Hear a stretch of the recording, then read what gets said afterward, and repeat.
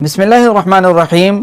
نقص اور عیب سے پاک صرف اللہ تعالیٰ کی ذات ہے، باقی تمام کی تمام مخلوقات اللہ تعالیٰ کی کریشنز میں کہیں نہ کہیں اللہ تعالیٰ نے نقص اور عیب یا کمی رکھی ہے۔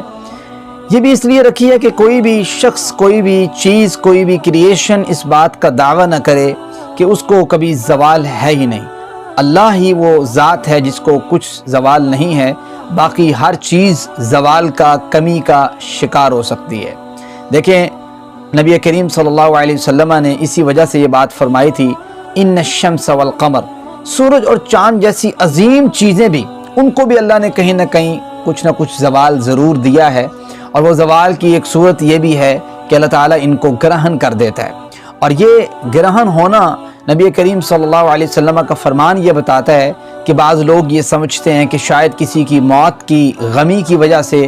یا کسی جو ہے نا وہ بہت بڑے واقعے کی وجہ سے یہ گرہن ہوتے ہیں۔ نبی کریم صلی اللہ علیہ وسلم نے اس موقع پر بھی یہ بات فرمائی تھی کہ ان الشمس والقمر آیتان من آیات اللہ، دیکھو سورج اور چاند جو ہیں یہ اللہ کی نشانیوں میں سے ایک نشانی ہے۔ ان کو جو خسف جو نہ ہوتا ہے یا ان کو جو اللہ تعالیٰ گرہن لگاتا ہے وہ کسی وجہ اس وجہ سے نہیں لگاتا کہ یہ جو ہے نا کوئی شخص فوت ہو گیا دنیا سے یا کوئی بڑا واقعہ رونما ہو گیا، یہ اللہ کی نشانی ہے۔ اللہ تعالیٰ دکھاتا ہے کہ دیکھو کہ جس طرح ان بڑی بڑی مخلوقات کو اللہ تعالیٰ جو ہے وہ زوال دے سکتا ہے، انسان تو کوئی چیز ہی نہیں ہے۔ نبی کریم صلی اللہ علیہ وسلم کا ایسے موقع پر عمل کیا ہوا کرتا تھا، اور یہ گرہن لگتا کیوں ہے، یہ تو سائنٹیفک ریزن تو ہمارے سامنے ہے، اور obvious بات ہے وہ ریزن پیدا کرنے والا کون ہے؟ وہ اللہ تعالیٰ ہے۔ کہ جب سورج کو گرہن لگتا ہے تو اس میں یہ ہوتا ہے کہ سورج اور زمین کے مابین جو ہے اللہ تعالیٰ چاند کو لے آتا ہے، اور کہیں پہ پارشلی گرہن لگ جاتا ہے اور کہیں پہ جو ہے وہ ٹوٹلی گرہن لگ جاتا ہے۔ اسی طریقے سے جب چاند کو گرہن لگتا ہے تو اللہ تعالیٰ کیا کرتے ہیں کہ چاند اور اللہ تعالیٰ زمین کے سورج کے درمیان جو ہے مابین جو ہے اللہ تعالیٰ جو ہے وہ زمین کو لے آتے ہیں، جس کی وجہ سے چاند پہ گرہن لگ جاتا ہے۔ یہ اللہ تعالیٰ کی ہی جو ایک تخلیق ہے اور ایک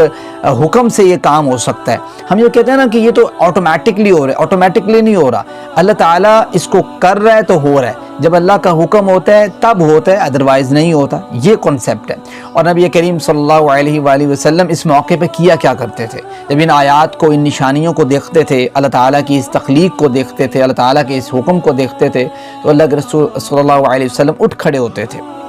نبی کریم صلی اللہ علیہ وسلم کی بہت سی احادیث مبارک ہیں اس ریفرنس سے، اس پوائنٹ آف ویو سے کہ کسف سے ریلیٹڈ، یعنی جب سورج اور چاند کا گرہن لگتا تھا، بہت سی حدیث مبارکہ میں سے میں ایک آپ کے سامنے رکھ دیتا ہوں۔ نبی کریم صلی اللہ علیہ وسلم کی حدیث سنن نسائی میں 1473 نمبر پہ موجود ہے۔ سیدنا عائشہ رضی اللہ تعالی عنہ طاہرہ مطہرہ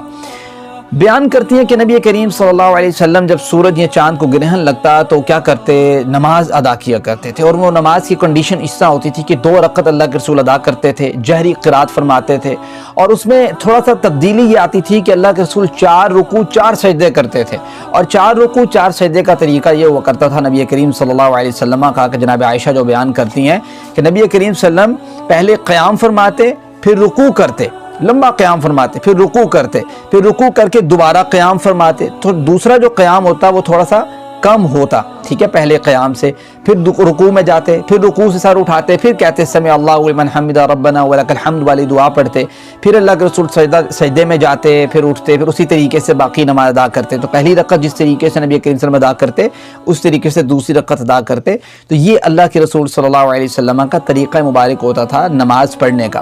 عمومی طور پہ آپ دیکھتے ہیں کہ ہمیں عمومی طور پہ اس بات کا علم نہیں ہوتا کہ نماز کسوف ہے کیا۔ تو ہمارے نماز کسوف چونکہ ہم پڑھتے نہیں ہیں اور پڑھنے کا رجحان نہیں ہے، نبی کریم صلی اللہ علیہ وسلم باقاعدہ باجماعت یہ نماز ادا کیا کرتے تھے، اور صحابہ کرام شامل ہوا کرتے تھے، ایون صحابیات بھی شامل ہوا کرتی تھی۔ اور اللہ کے وسلم کی وہ جو پوری حدیث مبارک ہے میں کچھ آپ کے سامنے لفظ بلفظ بھی پڑھ دیتا ہوں۔ فرمایا اللہ کے وسلم نے کہ جب میں نے یہ نماز پڑھائی تو نماز کے بعد اللہ کے رسول نے خطبہ دیا اور یہ بات کہی کہ دیکھو سورج اور چاند اللہ تعالیٰ کی نشانیوں میں سے ایک نشانی ہے، اور کہا کہ دیکھو جب تم یہ دیکھا کرو تو تم نماز ادا کیا کرو۔ اور کہتے ہیں رأیت فی مقامی ھذا کل شیء، نبی کریم نے فرمایا کہ دیکھو مجھے نماز کے دوران اللہ تعالیٰ نے وہ چیزیں دکھائی ہیں کہ اگر تم دیکھ لو تو تم جو ہے نا وہ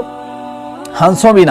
اور نبی کریم نے اسپیشلی عورتوں کو یہ بات کہی کہ دیکھو عورتیں جو ہیں وہ میں ان کو کثرت کے ساتھ جہنم میں دیکھ رہا ہوں، اس کی وجہ یہ ہے کہ یہ اپنے خامدوں کی ناشکری ہیں، کہ کہ پوری زندگی بھی اگر وہ جو ہے نا وہ کام کرتا رہتا ہے، محنت کرتا رہتا ہے، وہ کسی ایک موقع پہ آ کے کوئی پرابلم کریٹ ہوتا ہے تو وہ کہتے ہیں آپ تھے ہی ایسے. اس طریقے سے ایک حدیث کا مفہوم ہے. اور نبی کریم صلی اللہ علیہ وسلم کی ایک اور حدیث مبارکہ میں یہی بات آتی ہے کہ مجھے جو ہے نا وہ لوحی دکھایا گیا ہے.